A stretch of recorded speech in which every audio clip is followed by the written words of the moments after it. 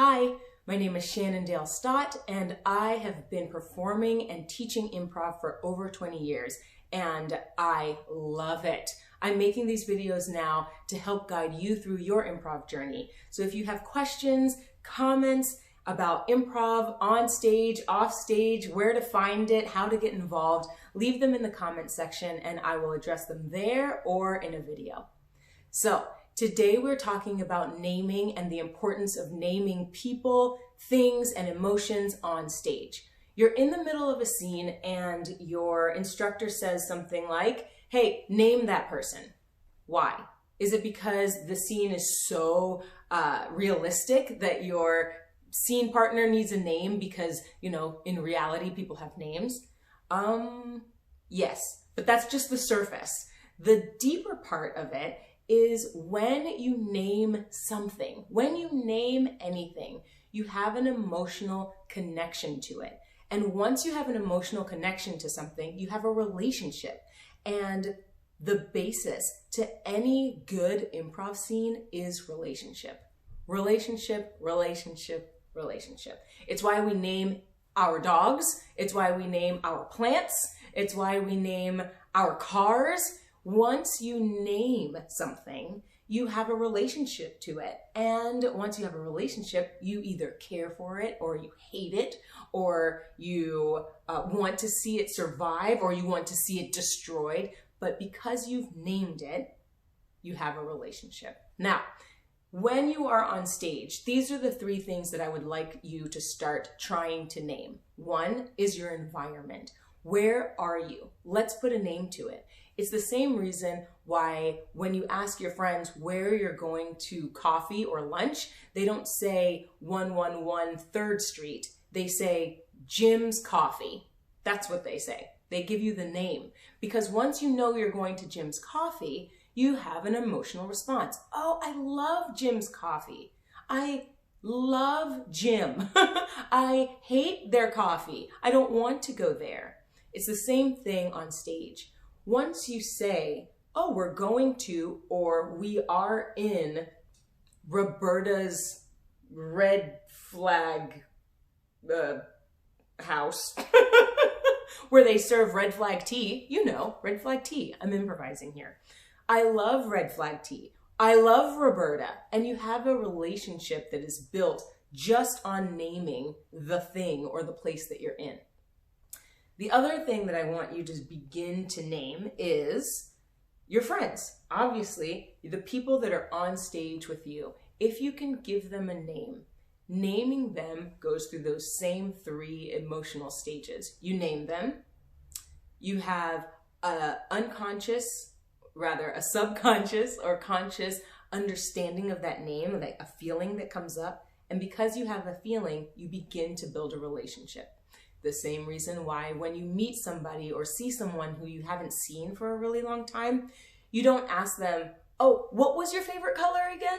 You ask them, can you remind me of your name? Because once you have their name, now you have an emotional response. It reminds you, oh, right, we met at that beach party, and you said that funny thing. Ah, you're hilarious. The same thing happens on stage. When you name someone, that name usually comes from somewhere inside of you. You've either heard it before, maybe you're making it up, but even saying the name helps you to build a relationship with that person. It even helps the person to see your face as you say the name, Roberta or Jack, right? They know how you feel emotionally about them. The third thing I want you to name is your emotion. Try saying when someone opens a box for you, oh, wow, I got you this gift. Oh, I feel happy. I feel sad. Naming your emotion helps you not to fear the emotion or to fear the thing. When someone brings out the thing, right? And both of you look into the box and then you look into each other's eyes and one person says, I got you this, there is an anxiety or a fear that happens, right? Well, what is it? What could it be? If I name it, will it be funny? Will it be the thing that you think it is?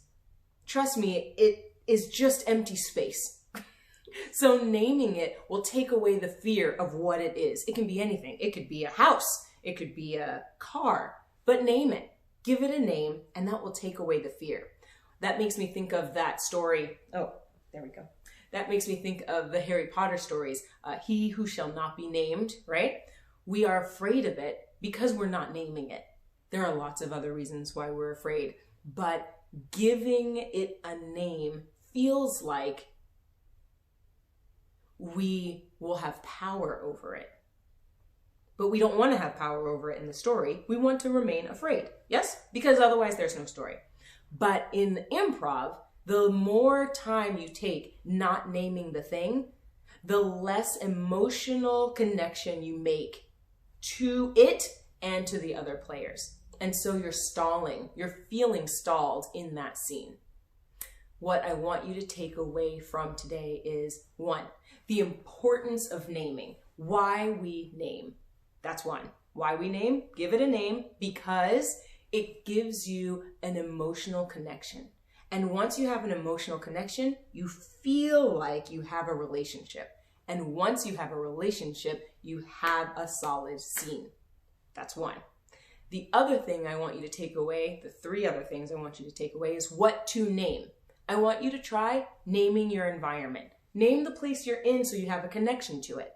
I want you to try naming your friends. Name the people that you see so you have an emotional connection to them. And 3, name the emotion that you are having. So everyone knows how to feel about you and you know how to feel about them and the place that you're in. Side note, name the gift.